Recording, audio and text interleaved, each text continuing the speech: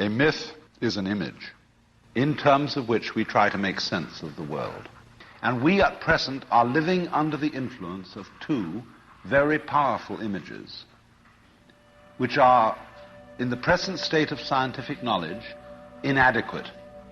The two images which we have been working under for 2,000 years and maybe more are what I would call two models of the universe. And the first is called the ceramic model, and the second, the fully automatic model. The ceramic model of the universe is based on the book of Genesis. And the image of the world in the book of Genesis is that the world is an artifact. It is made. As a potter takes clay and forms pots out of it, or as a carpenter takes wood and makes tables and chairs out of it. So basic to this image of the world is the notion, you see, that the world consists of stuff, primordial matter, substance, stuff. Long, long ago, physicists stopped asking the question, what is matter? They began that way. They wanted to know, what is the fundamental substance of the world? And the more they asked that question, the more they realized they couldn't answer it. Because if you're going to say what matter is, you've got to describe it in terms of behavior. And that is to say, in terms of form, in terms of pattern. You tell what it does. Do you see what happens? You look, say, at a piece of stone, and you want to say, well, what is this piece of stone made of? Well, you take your microscope, and you look at it, and instead of just this block of stuff, you see ever so many tinier shapes, little crystals. So you say, fine, so far so good. Now, what are these crystals made of? And you take a more powerful instrument, and you find that they are made of molecules. And then you take still more powerful instruments to find out what the molecules are made of, and you begin to describe atoms, electrons, protons, all sorts of subnuclear particles. But you never arrive at the basic stuff. And so all that we can talk about is patterns. We never can talk about the stuff of which these patterns is supposed to be made, because you don't really have to suppose that there is any. So the picture of the world in the most sophisticated physics of today is not formed stuff, potted clay, but pattern. A self-moving, self-designing pattern. A dance.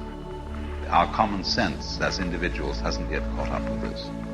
In the course of time, in the evolution of Western thought, the ceramic image of the world ran into trouble and changed into what I call the fully automatic model.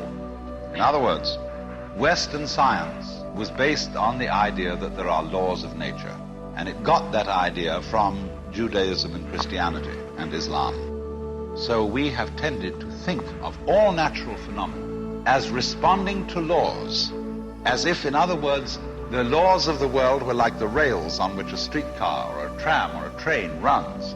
And these things exist in a certain way, and all events respond to these laws. You know that limerick, there was a young man who said, damn, for it certainly seems that I am a creature that moves in determinate grooves. I'm not even a bus, I'm a tram. So, here's this idea that there's a kind of a plan, and everything responds and obeys that plan. Well, in the 18th century, Western intellectuals began to suspect this idea. And what they suspected is whether there is a lawmaker, whether there is an architect of the universe. And they found out, or they reasoned, that you don't have to suppose that there is. Why? Because the hypothesis of God does not help us to make any predictions. If the business of science is to make predictions about what's going to happen, science is essentially prophecy. What's going to happen? By studying the behavior of the past and describing it carefully, we can make predictions about what's going to happen in the future. That's really the whole of science.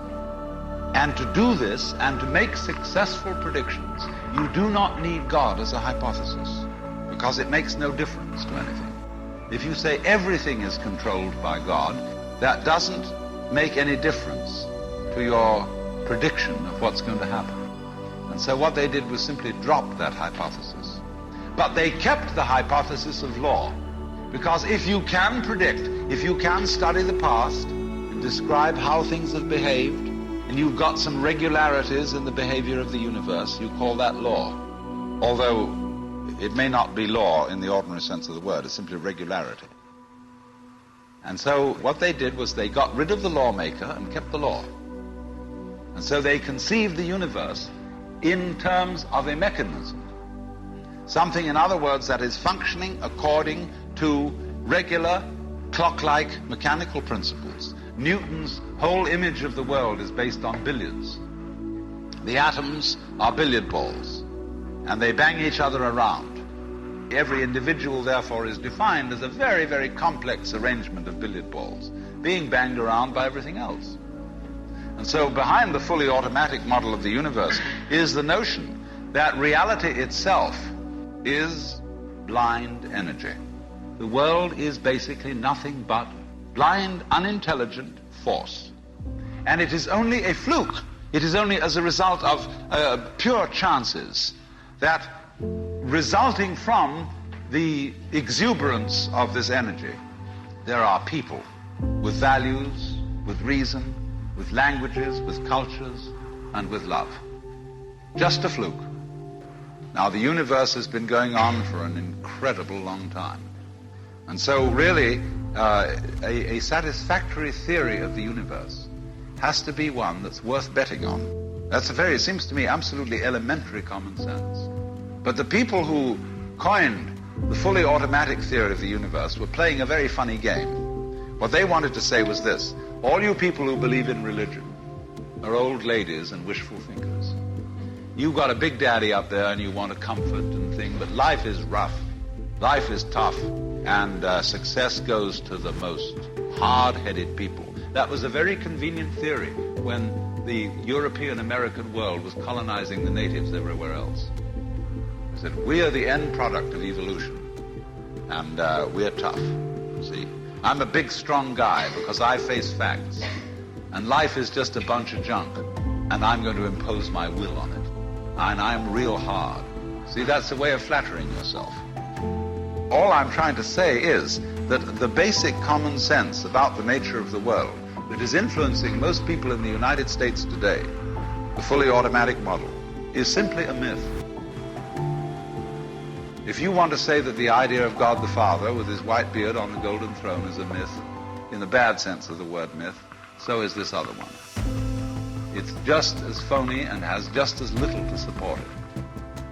If there is any such thing at all as intelligence and love and beauty, you found it in other people. And as I said, if it is there in us, it is symptomatic of the scheme of things. The earth is not a big rock infested with living organisms, any more than your skeleton is bones infested with cells. The earth is geological, yes, but this geological entity grows people. But the problem is, you see, we haven't been taught to feel that way. The myths underlying our culture and underlying our common sense have not taught us to feel identical with the universe, but only parts of it, only in it, only confronting it, aliens. You grow out of this physical universe in just exactly the same way that an apple grows off an apple tree. So let's say the tree which grows apples is a tree which apples. And a world in which human beings arrive is a world that peoples. But we have been brought up not to feel that we belong in the world. So our popular speech reflects it. We say, I came into this world. You didn't. You came out of it.